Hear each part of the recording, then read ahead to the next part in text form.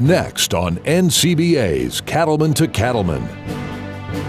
We'll discuss federal regulations and what NCBA is doing in Washington, D.C. to help protect your operation.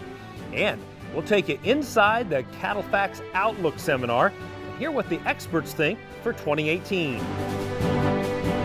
And now, NCBA's Cattlemen to Cattlemen. Hello and welcome to NCBA's Cattlemen to Cattlemen. I'm Kevin Oxter. We as beef producers know all too well what happens in Washington, D.C. can have a major impact on our business, especially with federal regulations that often dictate what you can and can't do. We asked attendees at the recent Cattle Industry Convention and NCBA trade show how federal regulations impact their business on a day-to-day basis. We got too many regulations. Yeah, they affect me every day. I don't run a lot on the BLM and forest, but private lands, water issues, we get right to WOTUS. We're going to get some other things accomplished in this administration we've needed for a long time. You know, that's a huge part of my NCBA membership is to spend that money so people back in DC can focus on things like the ELD mandate and, you know, clean water and emissions control and the international trade regulations and all those things that, you know, why I'm out feeding my cows. I know I got great people and great staff there with NCBA that's taking the time and energy and putting it forth to protect my interest in the legacy of our operation.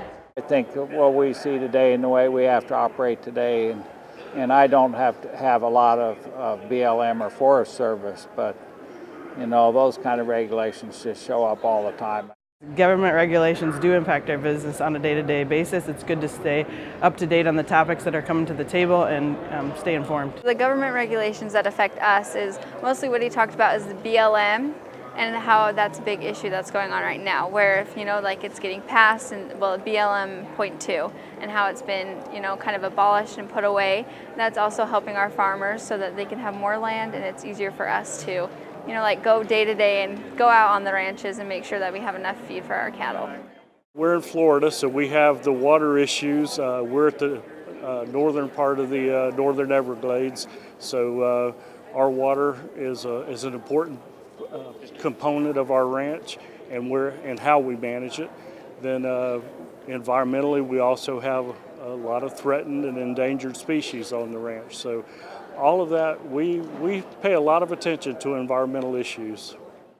Joining us now to share some insights on the important topic of federal regulation is Ethan Lane. He's the Executive Director of the Public Lands Council and NCBA Federal Lands. Ethan, for those who may be unfamiliar with the Public Lands Council, can you tell us a little bit about the goals of the organization? Of course. You know, the Public Lands Council serves as a one-stop shop for our affiliates throughout the West to really have one place to go and talk specifically about federal grazing permits and how they can be better implemented to protect ranchers operating in the West. So our single goal is to advocate for those ranchers in Washington, D.C. Had a busy year this last year. Tell us about some of your accomplishments. You know, we really did have a busy year, and coming out of the last administration, we wanted to make sure we took advantage of what we thought would be a positive administration that understood some of the challenges that faced us. So we really put out some aggressive goals coming into this administration. BLM Planning 2.0 was a real concern for ranchers in the West. It was one of those midnight regulations that we heard a lot about coming out of the Obama administration. We really led the charge in this industry to use the Congressional Review Act to pull that regulation back. We were one of the few groups to successfully use the CRA, and that really is the product of cattle producers and affiliates from around the country, not just in the West, making it clear to Congress that this was something that needed to happen. So, you know, we got that out of the way right up front. We've really worked a lot on deregulation, and just in the last few months, we've seen a reduction of 2 million acres in national monument designations from the administration that really has provided some relief in parts of the West that have suffered for the last 20 years under unnecessary restrictions. But still some unfinished work to do. What are some of the priorities for 2018? Well, now that we've gotten through this first year, we've managed to secure some relief. We have the sage grouse plans being reevaluated, which is going to give other producers in that huge area of the West a little bit of peace of mind that we're going to maybe get some guidance that's going to protect them a little bit from unnecessary harm there. we're really looking towards the long-term goal of making that environment better for producers for the next 20, 30, 40 years. Well, and I wanted to ask you that question. I mean, what are some opportunities that you see for long-term reform as it relates to public lands? Well, in the West and with federal grazing permit holders, you hear about Range Reform 94 a lot. This was the Babbitt Department of Interior under the Clinton administration changing the way grazing permits were implemented, and we have been dealing with the consequences since 1995. This administration, this Department of Interior, Secretary Zinke at the helm, we feel like is a perfect opportunity to go back to the drawing board and fix some of these issues that now, after several decades of this being in practical application, we know where the failure points are. We know what's not working, and we just heard this morning in some of the Cattlemen's College sessions some of the real challenges facing both producers and federal agencies in making these things work. I think what we're seeing is everybody knows where we want to go, but we've got to go back there and clear out the cobwebs to make it work right.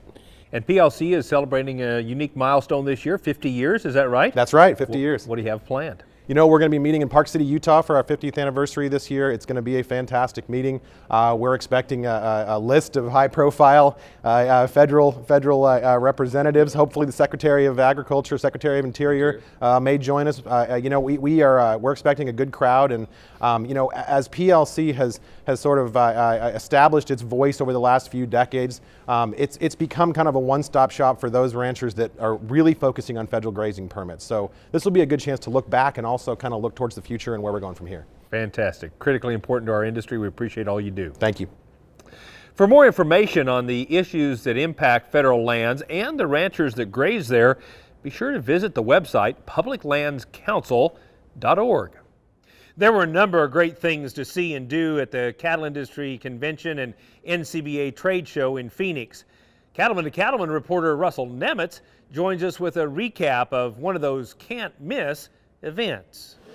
Well, weather and markets are still the two most important things to farmers and ranchers, and every year here at the Cattle Industry Convention and NCBA trade show, attendees pack this room full to hear the CattleFax market and weather outlook. And today we have CattleFax's Chief Executive Officer Randy Block with us on the program. As always, your team covered the beef cattle industry supply chain from top to bottom, and let's start with the new cattle inventory number, and because that's kind of the baseline for the rest of it here in 2018. Well, we got a new number yesterday from USDA. I think it showed us pretty much what we were expecting. We'd see a growth in the U.S. cow herd in 2017. That was reflected in what they released yesterday. Probably the only number that's maybe a little different than what we'd anticipated is that supply outside of feedlots been a little tighter than we anticipated. But with the drought situation that we saw through the fall, things are drying up. We were placing a lot of these cattle into the feed yards because there just wasn't anything for them to eat. So that elevated placements in here, and you can see that with cattle on feed numbers up at the levels they are today. We just got a lot of those cattle already in the yards that normally wouldn't have been placed for another 2 or 3 months. So that kind of ties in with your guys' prediction for a lower market, off a few dollars versus 2017 in the different classes. Yeah, but really not a lot of change. Really the market we feel like is in a pretty comfortable area in here. We've got wonderful demand, both domestically and globally. If we don't have any hiccups there, I think that's the key. Markets could be a little bit better than what we're forecasting if demand is a little bit better. The supply is the supply. We got a lot of beef, we got a lot of pork, and we got a lot of poultry, but we all know that. So now we'd like to see some positive demand surprises. What's the data show as far as those heifers being kept back for breeding? Are we expanding? Are we looking at contracting? What's the new model look like? Well, we expected that they're starting to show a trend of fewer heifers being held back, because remember, we've been holding heifers for the last several years. So that was a slowdown in the expansion rate that we anticipated. And the USDA came out with a number that we thought was pretty well right on in here with the slowdown in expansion. Again, the herd will peak in here, the numbers will peak in 2019 or 20. I think we're pretty well right on the cyclical trend we anticipated. Randy, you mentioned it. I mean, demand truly is going to be key, both here at home and internationally. I mean, how important is it for trade? Well, trade is key. We sit out here and we export about 16 billion pounds of protein. and we need to grow that export pie significantly each of the next 3 years. So, you look at exporting 22-23% of all the pork we produce, 17-18% of all the poultry, and obviously our beef exports. These numbers are critical. What's that value for what trade is meaning for those prices back here at home? Put that dollar amount out there for those cattlemen and cattlewomen. It's a big number. It's a big number. I'd say, let's just think about calf prices. We've been selling calves in here, 5.5 weight calves. Let's just call them $1.80. $60 a hundred of that value of that calf that we're selling out there is generated out of the export market. And I mean, that's a phenomenal perspective when you think about it.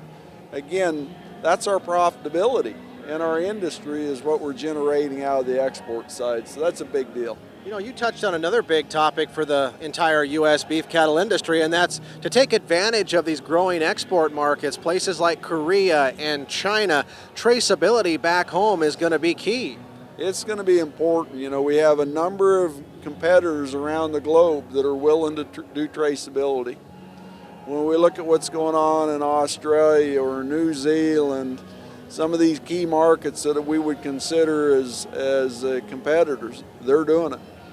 And we're going to have to do it to have access to some of these markets. So hopefully as an industry we'll embrace that as an opportunity to be able to get our high quality product into more consumers all around the globe. Well, we're kind of getting ready to wrap up this current decade we're in. I know we got a couple years left of it, but what does the new decade, 2020, look? Because you touched on that today here in Phoenix as well. Well, I think as we go into the end of this decade and early in the new decade, there's several really key things. The economy is hitting on all cylinders right now, and I think with the tax reform, we're going to see that even go to another level, which is positive. We're seeing more and more concentration across the industry, so we are going to continue to see that. But along with this globalization, tremendous volatility, because somebody sneezes over here, it can have a huge impact over here, and I think that's one thing we have to recognize is it's not going to be tame.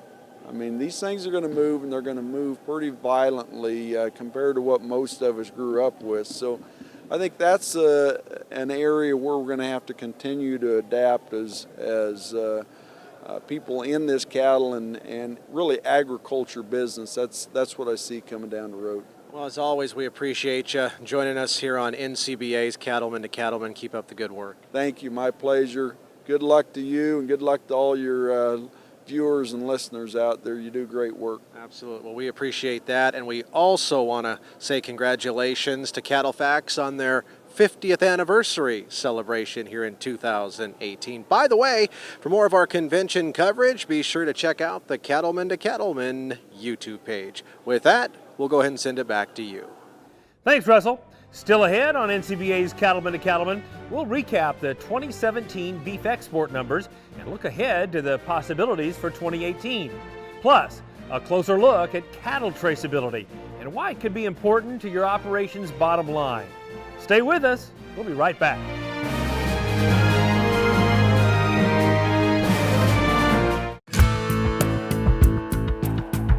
Public land issues are somewhat unique.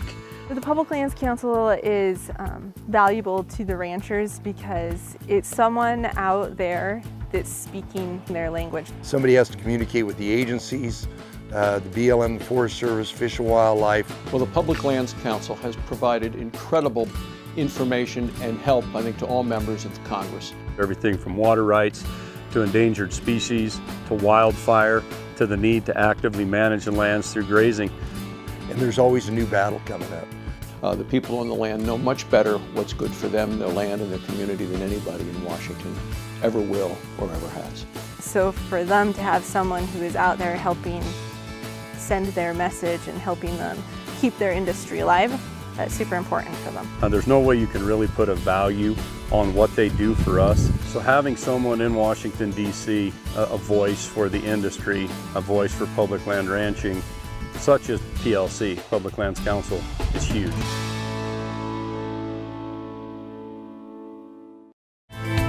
Don't miss the 2018 NCBA Legislative Conference in Washington, D.C.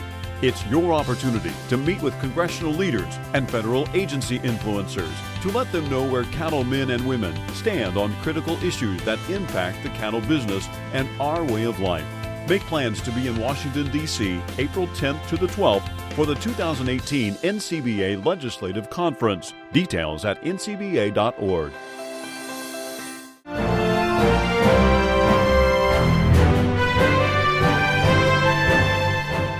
The importance of exports to the U.S. beef industry has been well documented, and the U.S. Meat Export Federation works hard every day to enhance demand for our product overseas. Joining us now to talk about these efforts is Dan Hallstrom. He's the president and CEO of the U.S. Meat Export Federation. Dan, thanks for coming to the show. Appreciate it. Thank you. We've had a fantastic year in terms of beef exports. Talk to us about the performance of 2017 and what really drove that. Yeah, well, we're coming in. We'll have the final stats next week, but it looks like we're going to come in at a new value record for U.S. beef exports of right around $7.3 billion. And I'm telling you, it's a combination of a lot of factors. We had tremendous growth this year in Japan, tremendous growth in Korea, Taiwan. We've seen tremendous growth in Central and South America, and even places like West Africa on beef variety meats. So we're pretty happy with the way it's coming in. As we see more meat coming through the pipeline this next year, is there more room for more export growth? Well, I think this is the exciting thing with the situation we have today. It's a natural situation where demand is increasing, and with our supply capabilities, it's good timing. Yeah, we're looking at forecasted growth somewhere in the 6 to 8% range for next year. But of course, there's a lot of unknowns out there. Well, and one of the unknowns that I want to talk about is NAFTA, right? I mean, I think there's a number of folks on pins and needles just wondering how this is going to work out. What's your sense on where we stand with NAFTA, particularly after the Montreal meeting? Well, I think the situation's one of optimism. They've agreed, coming out of that meeting in Montreal that ended here recently, they've agreed to have at least 2 more sessions, 2 more rounds. And I guess in the Montreal meeting, they also made some significant progress on the anti-corruption chapter. So, you know, this is good news for us, because I'm telling you what, the NAFTA program has worked in the last 20-some years for U.S. beef exports. Mm-hmm. You know, we're about a little over 30% of our exports go into the NAFTA countries, and about 26% of the value into Mexico and Canada. And I'll give you one example: beef lips. Virtually all the beef lips harvested go down to Mexico. We're getting $2 a pound for beef lips, which would go into rendering or some sort of form of cheap trimmings. $4 a head on one item going to a place like Mexico. So this is the beauty of some of these markets, is you're putting the right cut in the right market to maximize that value. Absolutely, it needs to continue. And speaking of new markets, let's talk China for just a minute. There's so much excitement around the opening of the Chinese beef market. What does it actually mean to beef producers? Well, we're off to a slow start, but it's a very good start. We knew it would be slow. We have some restrictions, and not all the cattle qualify. That being said, we're seeing every month, starting last June, up until November, our latest stats was about 650 tons. So it's slower than we'd hoped, but this is good news. Each month it's increasing, and the real beauty of it is this is one of the highest value markets in the world, because there's a huge premium for these non-hormone treated cattle. So the exciting part is that the reception on the customer side, especially that food service, family style dining side, has been phenomenal. They miss U.S. beef. So we're getting it in their mouths. It's slowly increasing. I think we'll continue to see this performance increase, and over time we'll see this market become more and more important. We talk about Japan and China and Canada and Mexico and Korea, but beyond those major markets, where are the other opportunities for U.S. beef? Well, I think Central and South America, without a doubt. Markets like Chile, Peru. Peru's a phenomenal market for beef variety meats. There's a lot of tripe that goes down there, and part of the reason where tripe values are where they are today is because of Mexico and Peru. Central America, we're doing work with the Walmart subsidiaries in Central America, so we're starting to see more of a presence into retail on the U.S. beef side. So, you know, there's a lot of these countries, El Salvador, Guatemala, Panama, by themselves are not so big. You add them together, it's significant. So this is the beauty of some of these markets. The other area that I would say is exciting is Africa. You know, Africa 2 or 3 years ago, not really on the radar. We've been doing work there for like the last 4 or 5 years, looking towards the future. And I'm happy to say in 2017, we're going to have West Africa, mainly Angola, Gabon, and South Africa, 4th largest market for beef variety meats, mainly livers and a few hearts. So these are low value items, but that's where it starts. And the other thing that's exciting is there's a little bit of high quality beef being flown into some high-end restaurants in Ghana and into Angola. So it's just starting, but you know, 4, 5, 10 years from now, I think it's going to be a significant value driver for U.S. beef. That's great news.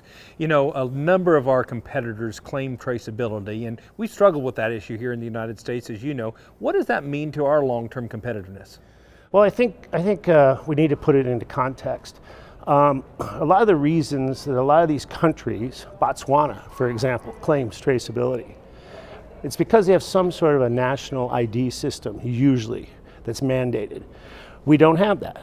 We're not federally mandated. But what we do have, and that's a disadvantage, but what we do have is we have other systems on a volunteer basis. So I think that we're well positioned, especially as we have more of a push to increase these programs, that from a marketing standpoint, we can incorporate it more into our branded beef stories into places like Japan and Korea. So, you know, I think even though we're maybe a little behind in this area, that this is an area we can really push for the future. The other thing that's concerning is, in the case of, God forbid, some sort of a foreign animal disease, the fact that we don't have some sort of a more robust traceability system is a little bit of an Achilles heel in a worst case scenario. Well, thank you so much for spending time with us, and thank you for all you do to promote and market our product across this globe. It's my pleasure. Thank you. To learn more about the work of the U.S. Meat Export Federation and its efforts to enhance U.S. beef demand overseas, visit their website. That's usmef.org. Undoubtedly, consumers all around the globe want to know more about where their beef comes from. Lane Nordland joins us now to talk about a recent study that was done with producers and consumers on this important topic. Consumers around the globe are concerned about where their food comes from, and one of the items that cattle producers at the 2018 Cattle Industry Convention and Trade Show discussed was traceability and how it fits into the cattle industry right here in the United States. And recently, there was a feasibility study done on that topic, and joining us here today is Mr. David Gregg, and let's just jump into it. Why was the study commissioned in terms of traceability and what it means for the industry here in the United States? Sure. So the Beef Industry Long Range Plan identified a key initiative, a strategic initiative, and that was to really illuminate and provide information on animal identification and traceability so that the industry can address what's been identified as a critical need for the industry to really to provide insurance and maximize competitive advantage globally and domestically. Now, why is traceability an important step for the industry itself? So the report that our team developed started at the global level. We looked at 9 different countries, what's already happening among top competitors to U.S. beef in the animal ID and traceability space. And meanwhile, on the domestic market, consumers and clients of the beef industry want to know more about, as you said, where their food comes from. There's interest in this. So it's an important step to maintain competitive advantage and really to add another tool to the industry's toolkit. Now also, what are some of those challenges and opportunities that are going to come up in the implementation of a traceability system? There's obstacles, of course. Any change in business practice or any development of a nationally significant approach is going to have costs, but the report attempts to frame the discussion in terms of opportunity costs. What happens potentially negatively to the industry if initiative is not taken. And the opportunity is one of industry alignment. The industry controls its own destiny right now, and we're excited to see hopefully the results of this report be critical discussion on here's the foundation, here's what we know about animal ID and traceability, where do we go from here? Now, David, what are those next steps from going on from the conversation that happened during the Cattle Industry Convention? We hope now folks take this great report and dig into it, and we hope the report becomes socialized and talked about, and the industry's looking for leadership on this subject, and that may come out of this report. At the most basic level, though, we hope this reframes the discussion on animal identification and traceability and gives the industry a starting point to have productive discussions about what's next. Well, David, Greg, thank you so much for joining us and shedding a little more light on beef cattle traceability. Kevin, back to you. Thanks, Lane. Still to come on Cattlemen to Cattlemen, we'll talk with one of the industry's leading third-party verifiers to get their take on the importance of traceability. Don't go away. We'll have more right after this. What does it mean to be an American cattleman? It means you have what it takes where it counts, on the inside. At Ritchie, we understand that. It's what's on the inside that defines us.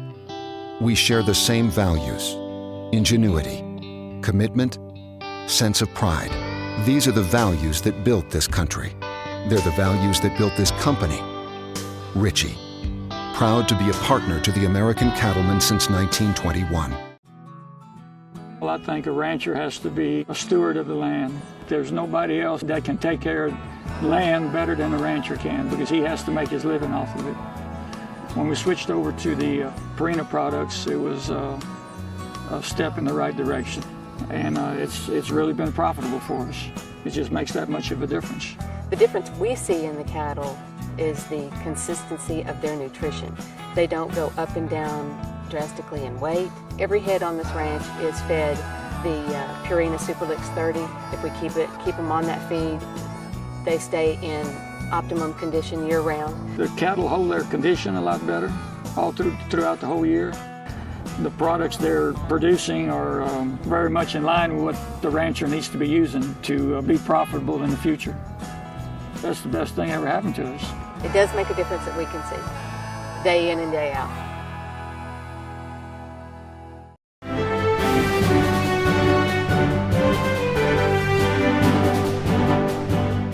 Welcome back.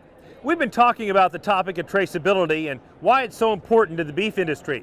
Russell Nemitz has more on a company that's been involved with this issue for the past couple of decades.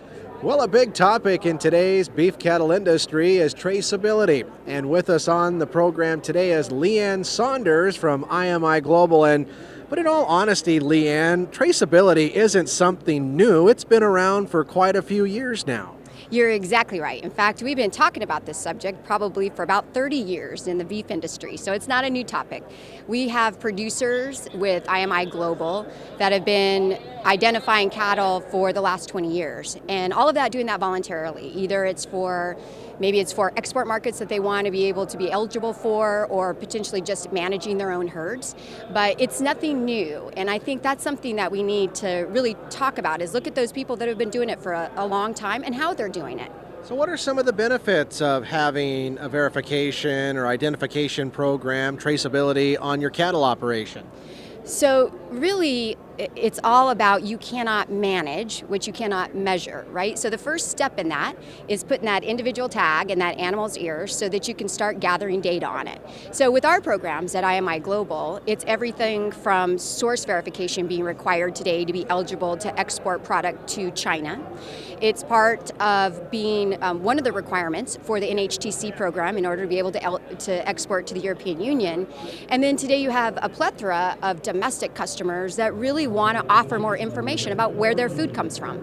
So identification and traceability is paramount in order to do that. I was just going to say, I mean, oftentimes we think about traceability and source ID and gathering up all this information for our export markets, which, by the way, there's tremendous opportunity out there for that. But there's a lot of folks right here in this country that want to know more about that food they're eating. That's exactly right. We often don't talk about the domestic markets because a lot of the export markets require it today. So absence of that requirement, then you don't hear a lot of talk about it, right? So we tend to focus on those export markets. But yeah, anyone from Safeway to King Soopers to Whole Foods, they want to be able to provide more transparency to the consumer, and the only way that you can do that is with solid identification traceability programs and then verifying certain attributes along the way. So what are producers scared about? How come more aren't taking advantage of this opportunity out there? You know, I think technology scares us all. You know, if you think about what we're in this world today, whether it's Amazon Go stores where you don't even have checkers, when you check out with your food, you have blockchain conversations. So I think just technology in general tends to be scary. And what's important to know about baseline ID and traceability, especially with programs like we put in place, is a producer doesn't have to have a lot of technology. He has to put in an EID tag. A lot of programs will help him with the rest of that. And then he's got this data and has eligibility for all of these programs today. All right, really though, I mean, if a producer at home can run a tablet or an iPad or a smartphone, truly, they don't need to be scared of utilizing technology and software like this, do they? No, not at all. In fact, if you think about it, if you've got a smartphone, you've got Google Earth that can pinpoint today, really right where you're at. So it's already there, so it's nothing to be scared about. And really, you know, these little tiny RFID tags, they just have coils inside of them that'll allow a reader at the next stage to read that and carry along that information. So it's not hard, it's not scary, and it's easy to apply. Well, and also, last question, I mean, it truly is one of those ways that will make you money in the long run because you're opening up the marketplace to a way bigger audience for those animals you're raising at home. That's exactly right. And when you think about the U.S. positioned against the rest of the world, because we're in a globally competitive market today, you know, most of the rest of the world have identification traceability programs that are mandated today. So when we talk about exporting to some of these countries or looking at trade negotiations with some of these countries, that's always on the table and hurts us because we don't have enough uptake in this country of that today. All right, I'll let you go. Where do we go for more information on traceability, source ID, all this wonderful ID information we need to know about? Well, we would love for you to call us at IMI Global. So go to imigglobal.com or call us, and we'd love to talk to you all day about identification traceability and all the opportunities in the marketplace. Awesome. I bet you would. And thank you so much for joining us on NCBA's Cattlemen to Cattlemen. Thank you so much for having me. All right, that's going to do it from here at the IMI Global booth. With that, we'll go ahead and send it back to you. Still ahead on Cattlemen to Cattlemen, we'll talk with NCBA officer and Florida rancher Marty Smith. Plus, we'll have expert advice on how you can get started passing your operation to the next generation. Stay with us. We'll be right back. No matter what job I've got to do, my John Deere 5E tractor can do it all. Whether I'm cutting, moving feed, or building a fence. Using my 5E means my work gets done faster at a price I can afford, and that works for me.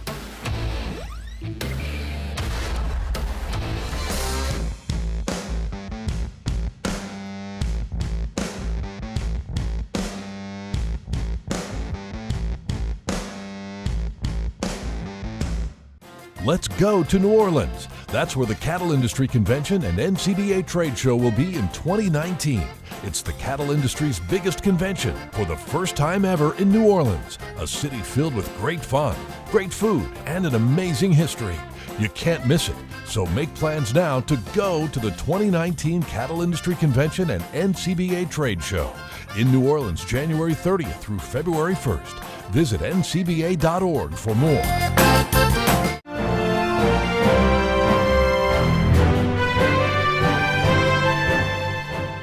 NCBA is a grassroots organization led by producers who volunteer their time and effort to ensure the beef business remains strong and sustainable. Here to share some insights on what it's like to be a volunteer leader is Marty Smith. Marty, tell us a little bit about your background in the cattle business. Well, I grew up on a family ranching operation in north central Florida, a little place, community called Wacahootie. My family has been there since 1850. Actually, some of the first cattle brought to the New World in the 1500s were brought there to that location, and a Spanish mission and ranch was set up there. So we've had a long history in this. What a phenomenal history. And what some people may not know about you is you have another job as a lawyer. Tell us about that. Getting out of college, I kind of wondered what I was going to do with my life. I had the opportunity to go to law school. I'd gotten my undergraduate degree in animal science and agricultural economics, but along with some other people from the ag school, decided we ought to apply to law school. Well, lo and behold, I got accepted. And so I ended up going to law school, started out practicing, and over the last 30 years have really focused my practice on representing farms and ranches, particularly with environmental property rights issues and in various litigation courtroom matters. Outstanding. And your family has a long history of leadership. Tell us a little bit about that legacy and why it's important to you that you serve our industry. Certainly I was brought up with that as part of life, that you had that obligation and that opportunity to serve your industry and your community, your country. My dad was president of the Florida Cattlemen's Association. My mother was one of the presidents of the National Cattlemen's Association back in the 80s, and very involved in the referendum and checkoff. So this has been a natural following. Certainly something that I've enjoyed doing, enjoyed the people that I've worked with and met through this. Absolutely. And what do you think is going to be top of mind for cattle producers in 2018? Washington and just governmental regulation is always one of our principal areas, and we certainly are going to see a lot of that in the coming year. CERCLA will still be around. We had a pretty good victory in the Supreme Court with WOTUS a couple of weeks ago, but that's still going to be an ongoing issue. We're going to be very involved with regulatory issues. You mentioned sustainability earlier. Yeah. Sustainability, traceability is very crucial to our industry. I think we're at the beginning of maybe a transition in that direction. Certainly part of our access to world markets is key and hinged on that. And so market availability and access will be another big issue that we face. One last question. What do you say to producers in terms of why they should get engaged in an organization like NCBA? NCBA, I think, provides the best benefit, the best voice in Washington, provides the best voice for producers in terms of marketing and selling our products at any level, in any part of the country. That's what this organization is about, and it certainly provides that benefit back to the producer. Also, I want to say that we're very open to producer input. We listen, and for the mere price of membership, they get input into the decisions that are made here and the policies that we carry out. Great point. Marty, thank you so much for the leadership your family has provided and you continue to provide for our industry. Thank you, Kevin. Now, if you'd like to stay up to date on key issues and events from DC, one way is by becoming a member of NCBA. Members receive the Beltway Beef newsletter, a weekly report straight from Washington that gives an up-to-date summary of top policy initiatives that will impact your business. Joining is easy. Just call 1-866-233-3872 or visit the website ncba.org. Still ahead, we'll talk about succession planning and the steps you should take to start the process. And we'll check in with the always entertaining Baxter Black. Stay with us. Say goodbye to your toughest pasture and rangeland weeds for good. Because one product offers season-long control, handles the widest spectrum of broadleaf weeds, and clears the way for increased forage with greater grazing flexibility. So you get more beef per acre at a cost that can't be beat. It's Grazon Next HL herbicide, and if it's in your pastures, plain and simple, weeds won't be. There is a new world out there, revealing itself in unpredictable ways. A world that demands more from the land and those who grow, farm, and build on it. This new world calls for the ingenuity to get more out of it, while preserving as much as we can. After all, to stay ahead of tomorrow, we need to be equipped for it today.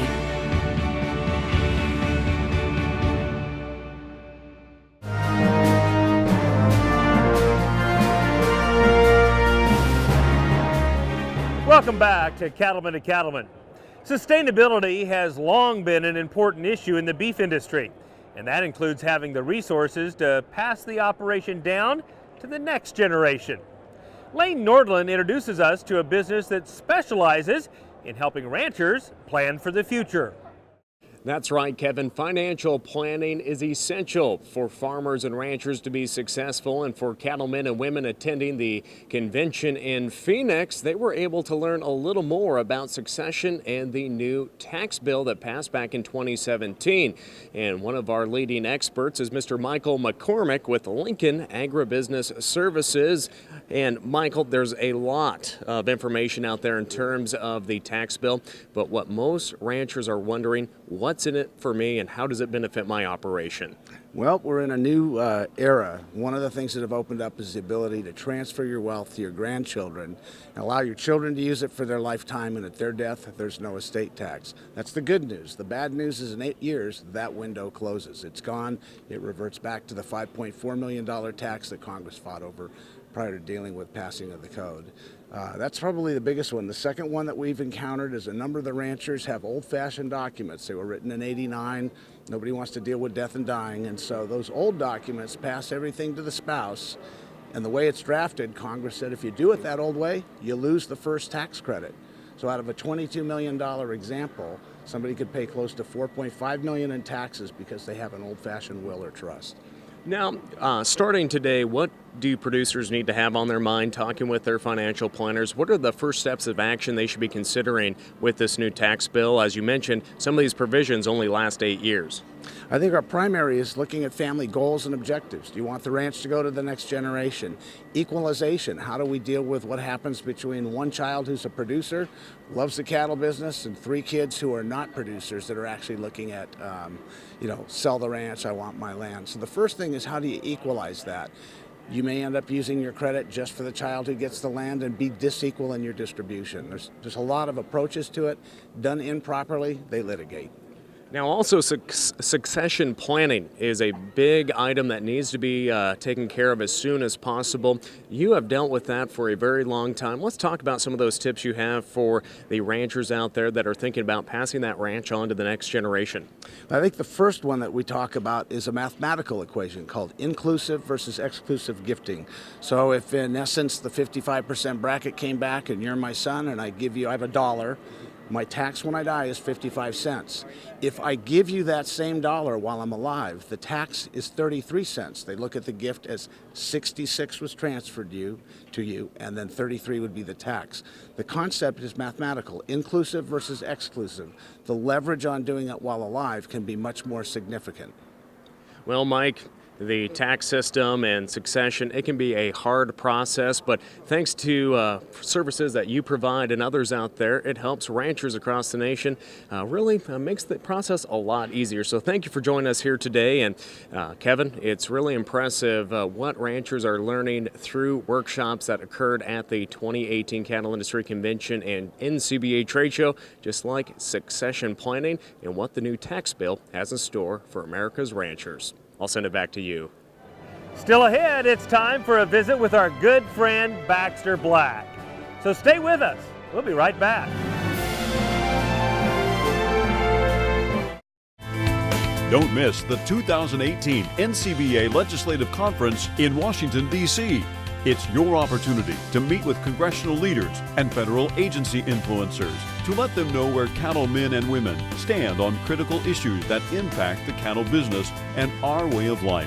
Make plans to be in Washington, D.C. April 10th to the 12th for the 2018 NCBA Legislative Conference. Details at ncba.org. If Baxter makes you laugh, you're at the right place. He has an offer. Of course, this is a commercial. 6-hour-long DVDs filled with live shows, Emmy-winning comedy, all Baxter at his best. And the price is right, $25 plus shipping. 800-654-2550 or online at baxterblack.com. You want to know what he's like in real life? Well, kind of like you. We know you're up before the dawn because the cattle rise before the sun. And you spend long hours in the saddle because the herd isn't always over the next rise. and you care for the land because you know it takes care of your family. And we know you do great work. And it's time to tell that story to the marketplace.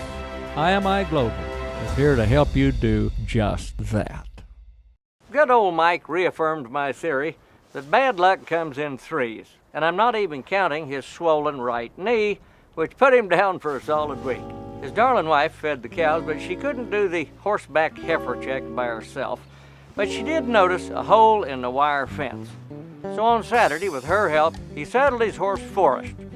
Wincing, he got his right leg swung over the saddle and gently maneuvered his tennis-shoed foot into the right stirrup. He reached down with his right hand and picked up the barbed wire. The loose roll made a queer rattling sound, one that Forrest recognized from the rattlesnake program on the Discovery Channel. He hunched and fired straight back with both hind legs. Mike had his left hand outstretched holding the reins, his right hand outstretched with the wire, his left foot in the stirrup, and his right noodle leg hanging limp. In the time it took him to realize that he should drop the wire and grab the horn, Forrest had punched him into a 2-point landing. Darlin leaned over and asked, "Are you all right?" "Go catch my horse," he said. With the fence repaired, they rode into the heifers. He creaked off his horse, noting a nearby mama cow pawing the ground. He quietly snuck up on a still wet newborn with his loaded ear tagger and his syringe. He carefully dropped down on the calf with one knee. In a blinding flash, he was flying backwards over his head into the frozen cow pies and the muck. "Are you all right, darling?" she asked. "Go catch my horse." Across the pasture, he again dismounted and approached another newborn calf. Not seeing the mother, he managed to straddle the calf and was supporting it between his trembling limbs. He felt something in his crotch and looked down. A black nose and muzzle, the exact size and width of a cow's head, protruded between his legs. He was catapulted in a flailing arc 10 feet in front of the calf and had somehow managed to ear tag his left pant leg. "Are you all right?" Darlin asked. "Go." "I know," she said. "I know. This is Baxter Black from out there, you know." Thanks, Baxter. We'll have more right after this. I find that the Public Lands Council does a great job in representing my members. Having someone like the Public Lands Council in Washington, D.C. is huge for us. Every time we have a change of administration, we've got a new educational process that needs to take place. And the Public Lands Council does a really good job of that, of sharing kind of the reality of what the ranchers deal with every day to those who aren't that exposed to it. I think PLC plays a great role in helping to inform and help political leaders to understand the nuances that take place on public lands. We obviously can't get away all the time to go to Washington, D.C. and to argue these issues. There are very, very few groups as small as the public land ranchers in the West that have a track record where they were that effective. In terms of working with the Public Lands Council, I'll tell you as one senator, I want to work with them, I want to stand with them, and I want to fight for them because they represent the people of our communities. The 2019 Cattle Industry Convention and NCBA Trade Show is set for the Big Easy, New Orleans, Louisiana. It's the cattle industry's biggest convention with education, networking, and fun. Plus, you can check out the huge NCBA Trade Show, outstanding entertainment, and much more. So let's go to New Orleans for the 2019 Cattle Industry Convention and NCBA Trade Show, January 30th through February 1st. Details at ncba.org.